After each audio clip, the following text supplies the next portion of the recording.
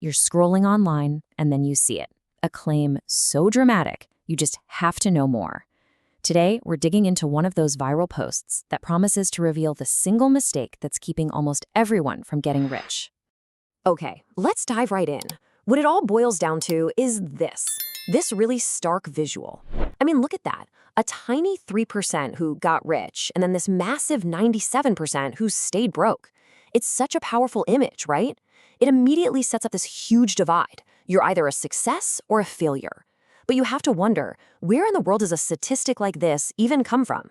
So this is the actual text that started it all. It's short, it's super confident, and it dangles this amazing mystery right in front of you. A 40-year Harvard study that supposedly pinpointed one single mistake at a very specific age.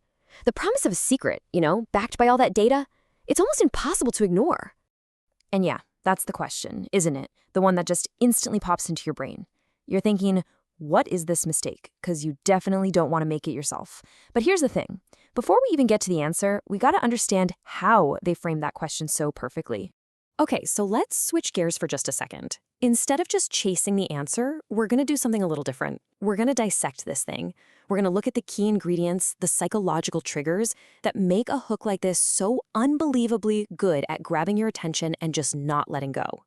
All right, ingredient number 1. This is a big one. It's the appeal to authority. And what this does is it taps directly into a mental shortcut we all use. It's called the authority bias. Basically, our brains are just wired to trust opinions from experts and big institutions way more. And this is the perfect example of how it works. Just look at that one word, Harvard. That's all it takes. It instantly makes the whole thing feel legitimate, credible. You just sort of automatically assume there's a serious academic study behind it, and you kind of lower your guard, You stop being so skeptical. Okay, next up. This is a technique that can make even the vaguest ideas feel totally solid and real. And it's all about using very specific numbers.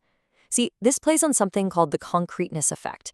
Basically, our minds find these precise little details way more believable and honestly more memorable than just some abstract statement. It starts with this. 10,000 people.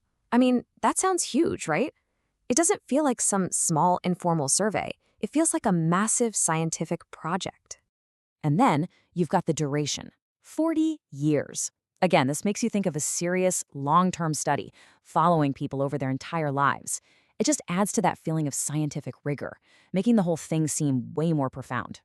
The outcome is also super specific, 3%.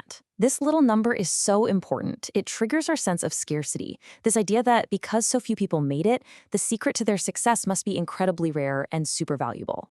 And finally, the age, 23. Honestly, this is a masterstroke. It creates this relatable, almost urgent focal point. It's not some vague habit you need to change over time. Nope, it's a single critical moment. It makes you think, wait a minute, what was I doing at 23? Okay, so the last piece of this puzzle is a promise. After building up all this credibility and this big mystery, the hook has to make sure you don't just, scroll away. And it does that by creating a sense of urgency, that fear of missing out. And there it is, a direct promise of a quick reveal. This is such a classic online tactic, and it's designed to completely short-circuit your critical thinking. It's basically saying, hey, don't go anywhere, the answer is coming right now. It just compels you to stay put before your logical brain can even start asking questions. So, we've broken down the hook, we've seen the appeal to authority, those super specific numbers, and that promise of a quick answer. The box has been perfectly wrapped, sealed with a bow. Now, let's finally open it. After all that buildup, here we are, back at the main question. The hook totally worked. We're still here, and we want to know what this supposed 40-year Harvard study found.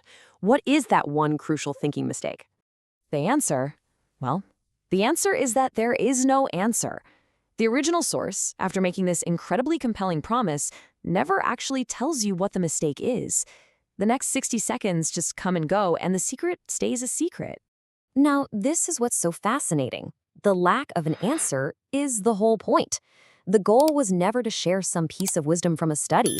The goal was to create a perfect hook to capture your attention. The hook is the content. That's the whole shebang. So yeah, we didn't get the simple answer we were promised, but what we got instead is actually way more valuable. A lesson in critical thinking. Just by understanding how that hook worked, you've basically gained a new superpower for navigating this crazy world of online information. So here's the big takeaway. Think of this as your toolkit for spotting what we'll call a poverty trap hook. One of those claims that promises a secret to wealth, but its real purpose is just to trap your attention. So next time you see one, run it through these 4 steps. First, check the authority. Is there a real study you can look up? Second, question the specifics. Are those numbers just there to sound impressive? Third, be super skeptical of any one simple answer to a really complex problem like wealth.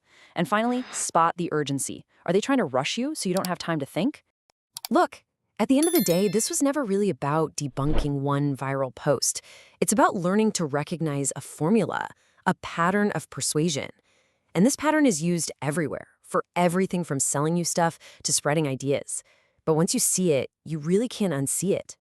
And that leaves us with one last thing to think about.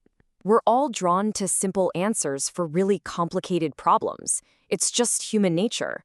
But what do we lose when we stop looking for the actual truth and start just looking for the easy fix? What's the real cost of a simple answer?